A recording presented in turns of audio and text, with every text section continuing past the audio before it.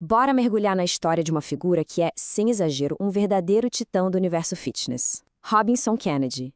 É uma jornada, olha, de muita disciplina, resiliência e, acima de tudo, uma paixão que mudou as regras do jogo. E olha só essa frase. Ela resume tudo, né? Fica muito claro desde o começo que a gente não está falando de um coadjuvante. O Robinson Kennedy não foi só mais um no mercado. Ele foi um daqueles que chegou para definir como o mercado ia ser. E essa análise que a gente vai fazer hoje tem uma base muito especial. Ela vem de um capítulo escrito pela Mary Inês Pereira, que é uma especialista em neurobusiness. E o mais interessante é que ela não está só analisando de longe, não. Ela é uma colega, alguém que viu de perto essa jornada toda acontecer. Isso dá um peso totalmente diferente para a história, né? Então tá, vamos começar pelo começo, pelo DNA da coisa. O que faz do Robinson Kennedy essa figura tão icônica? A resposta, gente, está num termo que define ele perfeitamente. Professor raiz. E o que é ser um professor raiz? É aquele cara focado no que importa, na prática, sabe? Sem firula, sem atalho. E ele tinha uma disciplina, assim, absurda. Não era só para estudar neurociência e liderança e guardar o diploma na gaveta. Não, o lance dele era aplicar tudo na hora. Ele lia um livro num dia e no outro, pode ter certeza, aquela ideia já estava virando um método novo na aula dele. Beleza. Agora, para a gente entender de onde vem essa garra toda, a gente precisa voltar um pouco no tempo. Bora lá para Sorocaba, ver como essa história começou de verdade.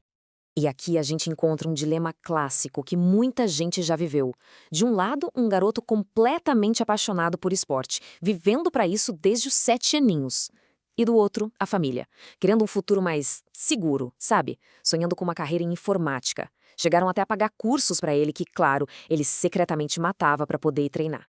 E a solução para esse impasse foi fazer os dois. Dá para imaginar a loucura que é cursar 2 faculdades de 4 anos ao mesmo tempo? Administração de manhã e educação física à noite.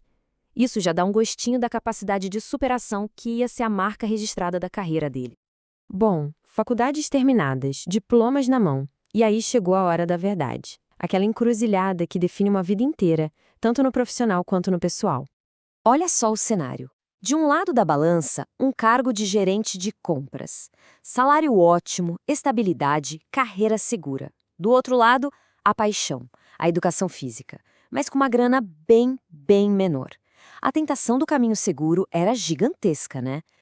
E aí, aconteceu uma coisa bem lamentável. Um episódio que foi a gota d'água.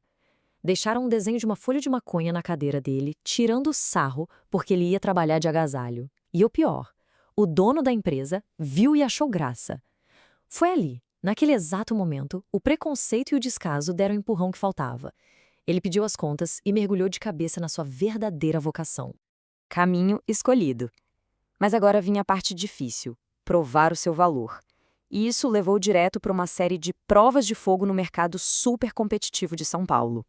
A cena parece de filme, sério. Imagina só, ele, o cara de bermuda e meia de jogador de futebol de Sorocaba, prestes a ser avaliado pelos maiores nomes do mercado na Avenida Paulista. A pressão devia estar nas alturas. E aí, mal deu 1 minuto de aula, ele ouve: pode parar, pode descer. Na hora, o coração deve ter congelado. Pronto, falhei. Só que não, o motivo era exatamente o contrário.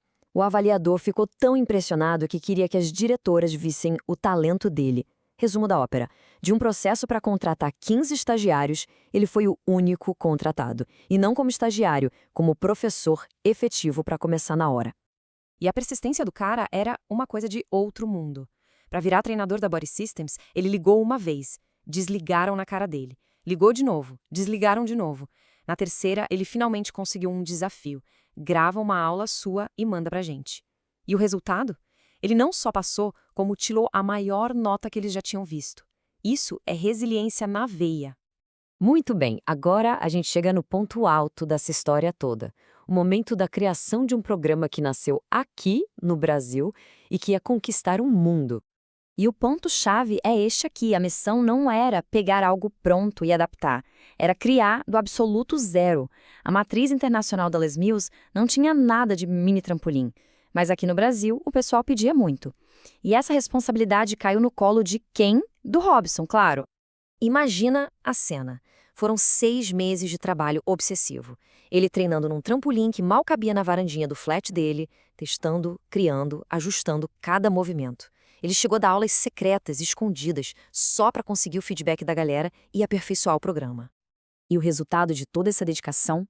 Nasceu o Power Jump, um programa 100% brasileiro, criado aqui, que hoje está presente em 22 países. Isso é gigantesco. Foi um feito que botou o Brasil no mapa do fitness mundial, não só como exportador de talento, mas como criador de metodologia de ponta. Claro que esse sucesso todo trouxe novos desafios, novas escolhas. E é agora, na parte final da nossa análise, que a gente vai ver como os valores dele, de verdade, acabaram definindo o legado que ele construiu. A ascensão dele foi, assim, meteórica. Em pouquíssimo tempo, ele foi de melhor treinador do Brasil a melhor do mundo. Virou uma peça fundamental para expandir a marca na América Latina toda. E o auge foi quando ele chegou na final para um dos cargos mais desejados do mundo fitness, o de coreógrafo global do Body Combat.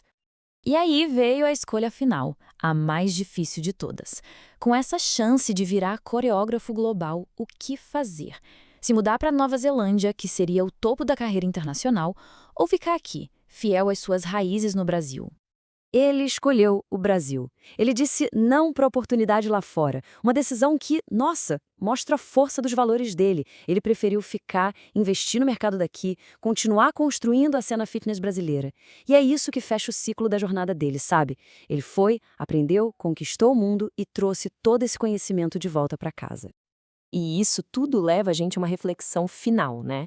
A história do Robinson Kennedy é um exemplo incrível do que acontece quando a paixão deixa de ser só um passatempo e virar a bússola que guia todas as grandes decisões da vida. Quem quiser continuar acompanhando essa trajetória, é só seguir o @RobinsonKennedy no Instagram. E claro, a gente precisa dar todo o crédito por essa história fantástica para Marinês Pereira, que documentou tudo no capítulo dela do livro O Legado dos Titãs. Valeu demais pela companhia!